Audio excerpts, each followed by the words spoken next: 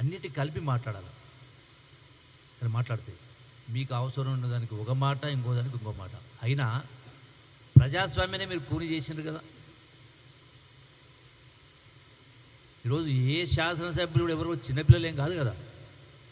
అంటే ఒకరు చెప్తే చేసేటోళ్ళ, ఒకరు తినిపిస్తే తినేటోళ్ళ, ఆలోచన అవగాహన లేకుంటే శాసనసభ్యులు అయినరా? స్పష్టంగా చెప్పిండ్రు, కలిసి ఉండొచ్చు, పనుల కోసం కలిసినాం అంటున్నారు. రకరకాలు ఉన్నాయి. దానిపైన ఏదన్నా స్పీకర్ అనేది కోర్టు పరిధిలో ఉంది. దానిపైన మేము ఎందుకు మాట్లాడాలి, ఎందుకు చర్చించాలా? సమాధానం చెప్తుంది కదా. రెండవది, మరి వీళ్ళే మాట్లాడినరు, ఈ ప్రభుత్వం రేపు కూలిపోతుంది, ఎల్లుడు కూలిపోతుంది అని మాట్లాడినరా?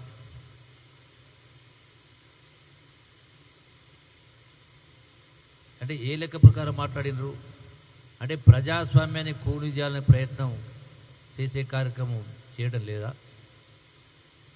మాట్లాడారు కదా, బీఆర్ఎస్లో మాట్లాడారు, బీజేపీలో మాట్లాడారు కదా. అయినా కూడా నిర్ణయాలు అనేది ఏదున్నా కూడా చట్ట ప్రకారం ఉంటాయి, చట్టం ప్రకారమే ఉంటాయి, న్యాయం ప్రకారం ఉంటాయి. కోర్టులు ఉన్నాయి, స్పీకర్ నిర్ణయాలు ఉన్నాయి. మరి దీనికి ఏదో సిగ్గుందంటే వాళ్ళు ఏదో చేరినట్టుగా, ఏదో చేర్చుకున్నట్టుగా, ఏదో వాళ్ళు తప్పు చేసినట్టుగా, వాళ్ళు ఏదో నిర్ణయం తీసుకున్నట్టుగా రకరకాల మాటలు మాట్లాడుతూ ఉన్నారు. మరి మీకు ఆ రోజు సిగ్గు లేదా? 88 స్థానాలు గెలిచిన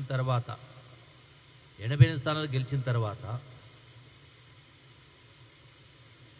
మరి ఆనాడు మీరు ఎందుకు ఇటువంటి తప్పుడు పనులు చేసిండ్రు?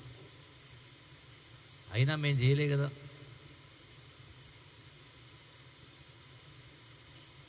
అంటే ప్రజాస్వామ్యాన్ని కూని చేసింది మీరు, కూని చేసే ప్రయత్నం చేసిన మీరు, మళ్ళీ మీరే పెడబబలు పడుతూ సిగ్గుందని మాట్లాడుతూ ఉన్నారు.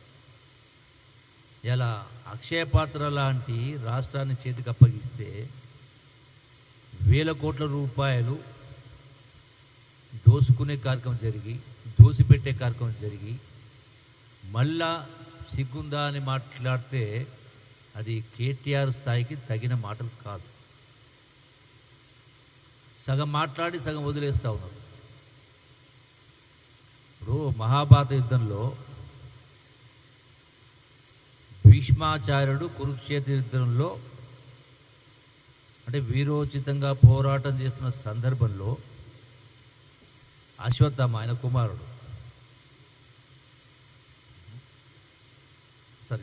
ద్రోణాచార్యుడు, మరి అశ్వత్థామ అత కుంజరహ అనే మాట మాట్లాడు ధర్మరాజు. ఎందుకు మాట్లాడతాడు? ధర్మరాజు అంటే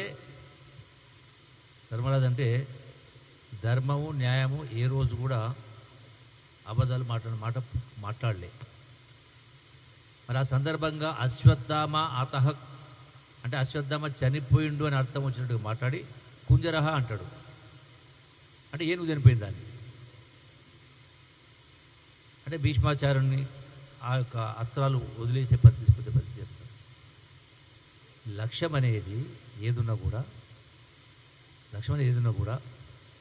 ఇలా ప్రజాస్వామ్యంలో ఈ ప్రభుత్వం ప్రజాస్వామ్యబద్ధంగానే చేస్తుంది, ఏదైనా చట్ట ప్రకారమే చేస్తుంది. ఏదైనా కూడా పరిపాలన అంతా కూడా ఇలా వాళ్ళు మేము పనుల కోసం పోయినామంటే కూడా మీరు చేరిండ్రు, నిర్ణయం తీసుకోవాలని